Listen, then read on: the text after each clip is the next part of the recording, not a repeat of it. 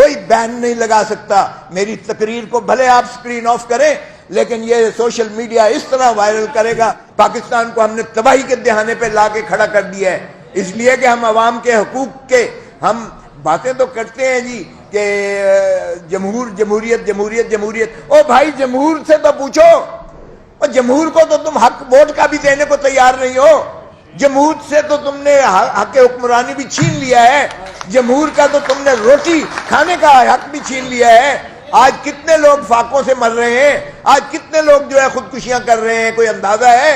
ایک سال میں 40 لاکھ پاکستانی ایک سال میں غربت کی دہلیز سے نیچے گیا ہے، ایک سال میں 40 لاکھ. اور ہماری جی ڈی پی گروتھ 0% پہ چلی گئی ہے، 5% سے 0 پہ ہے، 0.45 پہ جا رہی ہے. ہمارا ملک کا حال تو دیکھیں. آج ہم بھکاری بن کے آئی ایم ایف سے گڑ گڑا کے جو ہے رگڑ کے ناک رگڑ کے بھیک مانگ رہے ہیں، اور وہ قسط جاری کرنے کو تیار نہیں ہے. آج وہ شرائط ہم پر حکمرانی کون کر رہا ہے؟ آئی ایم ایف کر رہی ہے. حکمرانی کون کر رہا ہے؟ وہ قوتیں کر رہی ہیں جن کا پاکستان کے عوام سے کوئی تعلق نہیں ہے. اس لیے کہ ہم نے عوام کو جو ہے مقتدر کرنے کی بجائے ہم نے آئین کی دھجیاں اڑا کے رکھ دی ہیں، ہم نے آئین کو مسخ کر کے رکھ دی ہے. آئین ایک ایسا ہمارا عمرانی معاہدہ ہے جس پر عمل کرتے ہوئے ہی اس میں ساری چیزیں، دنیا کا بہترین آئین ہے. شروع یہاں سے اللہ کے نام سے ہوتا ہے.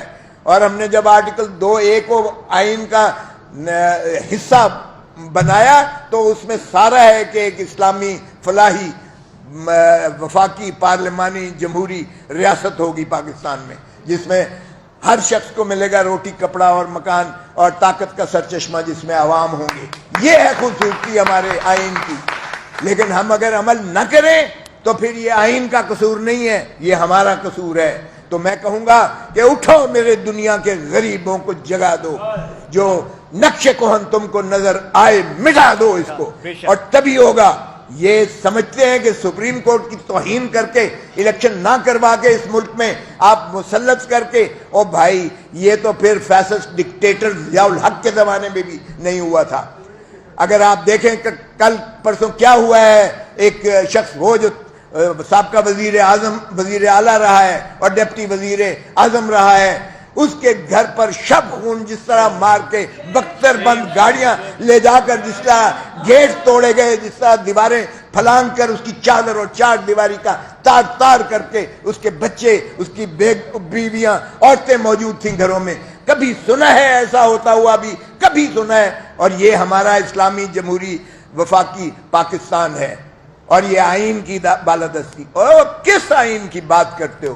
ضیاء الحق والا آئین جو کہتا تھا یہ چند کاغذ کے ٹکڑے ہیں، نہ پاؤں تلے یہ ہیں، یہ پڑے ہوئے ہیں. تو یہ جمہوری حکومت کیا یہی کر رہی ہے اپنے اس آئین کے ساتھ، جو قرآن کریم کے بعد ایک مقدس ترین ہماری کتاب ہے جس نے پاکستان کو متحد رکھا ہوا ہے. باتیں کرتے ہیں، یہ 137 سال پرانی باتیں کر رہے ہو. آج بھی یقین کریں یہ تو ٹھیکیدار کیا گیا ہے. بلوچستان کئی جگہوں پر سرداری نظام میں آج بھی زنجیروں میں باندھ جکڑ کے ان سے غلامی کروائی جا رہی ہے. آج بھی جاگیردار جو ہے، سرمایہ دار جو ہے، ایک جو ٹھیکیدار ہے، آج بھی دیکھیں تو وہ اسی طرح غلامی کروا رہا ہے. آج بھی 3 کروڑ بچہ سکول میں نہیں جا رہا ہے. آج بھی آئین میں لکھا ہوا ہے کہ کوئی شخص جو ہے میٹرک مفت ہوگی تعلیم، اور ہر بچہ جو ہے تعلیم یافتہ ہوگا اس پاکستان میں. یہ آئین میں لکھا ہوا ہے. لیکن آج بھی کوئی عمل کروا رہا ہے اس آئین پر؟ او بھائی حکومت کرتے ہو تو عمل کرواؤ آئین پر. آئین بھی اتنا ہی ایک مقدس آپ کا فریضہ بنتا ہے.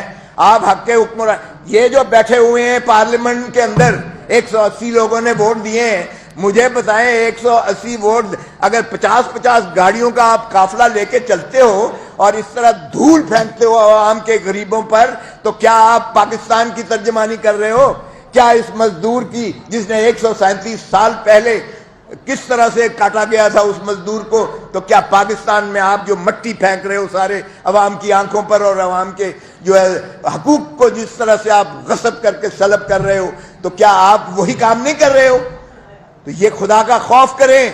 آج ہم 2023 میں ہیں، اور 2023 میں بھی ہم ابھی بھی اٹکے ہوئے ہیں، الجھے ہوئے ہیں. 4-3-3-2 کیا ہے یہ؟ آئین کہتا ہے 90 دن کے اندر الیکشن کرواؤ تو کرواؤ. کیا جمہور سے بھاگ کیوں رہے ہو؟ او بھائی جمہور عوام ہے، لوگ ہیں، مزدور ہے. آپ اپنا حق کے ووٹ دیں. یہ مزدور سب اٹھیں اور مزدور اپنے الیکشن میں اپنا حق ووٹ کا استعمال کریں. آپ کے پاس سب سے بڑی طاقت ہے اپنے حق کو منوانے کی، اور اپنا حق آپ تبھی منوا سکتے ہیں جب آپ اپنے ووٹ کا حق صحیح استعمال کریں گے. آپ ایک غریب پرور کو ووٹ دیں. اور میں تو کہتا ہوں مزدور پارٹی بناؤ، مزدور پارٹی بناؤ. 70% مزدور پاکستان میں دیکھو آپ کو ووٹ دے گا.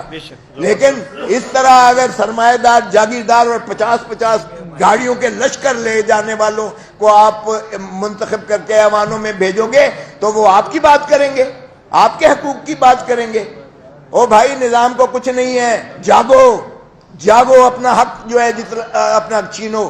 آپ کا حق ہے ووٹ میں، اور آپ ووٹ پر جب جاتے ہو تو کیوں دیتے ہو اس سرمایہ دار کو، اس جاگیردار کو جو پیسے کی طاقت پر ٹکٹ لے کر آتا ہے اور آپ کے سر پر مسلط ہو کر ان ایوانوں میں بیٹھتا ہے جہاں غریب آدمی کا کوئی بات نہیں ہوتی ہے، جہاں اپنے حقوق کا تحفظ کیا جاتا ہے، جہاں ترمیم ہوتی ہے قانون میں تو نیب قانون میں ترمیم کی جاتی ہے تاکہ اپنے کیس ختم کر دیے جائیں اور 120-1200 ارب روپیہ ہڑپ کیا جائے. ارے بھائی یہی پیسہ جو آپ کا پیسہ ہے، آپ کا پیسہ ہے، اس ملک کا پیسہ ہے، اس دھرتی کا پیسہ ہے.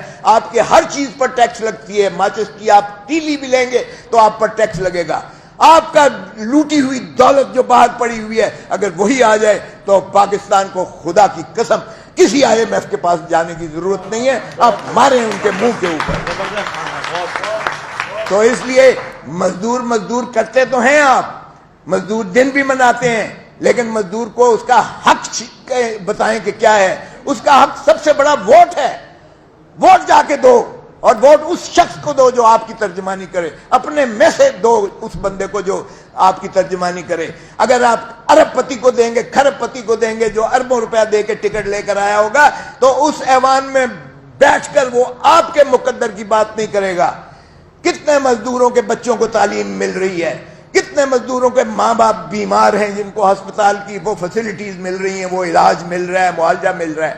آج تو زہر کھانے کو بھی پیسہ نہیں ہے. آپ اگر اپنا حق کے اس طرح سے نہیں چھینیں گے، نہیں لیں گے تو یقین کریں آپ کا کوئی، یہ 137 سال ہو گئے ہیں نا، پھر ہم 237 سال پہ بھی یہی دن منا رہے ہوں گے. تو اپنے حق کے لیے اٹھیں اور اپنا حق جو ہے آپ آئین پر عمل کروائیں. آئین کے تابع ووٹ جو الیکشنز ہوں اس میں آپ اپنا بھرپور کردار ادا کریں اور اس شخص کو ووٹ دیں جو مزدور دوست ہو، مزدور دشمن نہ ہو. اور میں ان الفاظ کے ساتھ آپ کو بار دیگر مبارکباد پیش کرتا ہوں. اور میں سمجھتا ہوں کہ پاکستان میں بہت بڑا پوٹینشل ہے الحمدللہ. میں بالکل مایوس نہیں ہوں. یہ یقین کریں ان حرکتوں کی وجہ سے جو کچھ یہاں پارلیمان میں ہو رہا ہے، جو کچھ اکابرین کر رہے ہیں، جو کچھ یہ بیوروکریسی کر رہی ہے اور جو کچھ یہاں اس میں کر رہے ہیں، میں بالکل مایوس نہیں ہوں.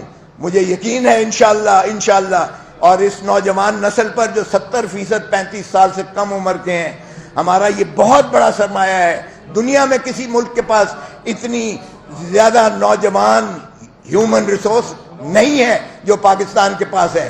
اس لیے اس نوجوان نسل سے جو کہ اس وقت انٹرنیٹ کی ماشاءاللہ آگہی رکھتی ہے اور سوشل میڈیا اتنا زیادہ وائبرنٹ ہے، کوئی بین نہیں لگا سکتا. میری تقریر کو بھلے آپ سکرین آف کریں لیکن یہ سوشل میڈیا اس طرح وائرل کرے گا کہ آج ہر شخص کے پاس وہ انسٹرومنٹ ہے جو وہ سنتا ہے. سو آپ ان میں اتنی آگہی آ چکی ہے عوام میں کہ اب آپ عوام کو بے وقوف نہیں بنا سکتے. یہ 50 60 70 اور 80 اور 90 کی دہائی نہیں ہے. اس لیے ان کو یہ اجاگر کروائیں. جیسے میں نے کہا اٹھو میری دنیا کے غریبوں کو، تو جگہیں آپ یہ ان کو بتائیں اور آپ دیکھیں پاکستان ایک فلاحی مملکت بنے گا. دنیا کی انہی عظمت عظیم قوموں میں ہمارا بھی شمار ہوگا. ہم کسی کے بھکاری نہیں ہوں گے اور ہم اپنی قیادت، اپنی حکومت اپنے میں سے ہی لے کر جائیں گے. یہ موروثی سیاست نہیں چلے گی اور یہ غلام نہیں ہے ہم لوگ کہ اس طرح سے آپ جو ہے موروثی سیاست کے تابع کر کے جس کو چاہیں آپ بنا دیں. میرٹ کی بیس پر لے کے آئیں محنت کی بیس پر لے کر آئیں, حق حلال کی کمائی کی بیس پر لے کر آئیں, اللہ کی رسی کو مضبوطی سے تھامنے والے کو آگے لے جائیں. پاکستان پائندہ.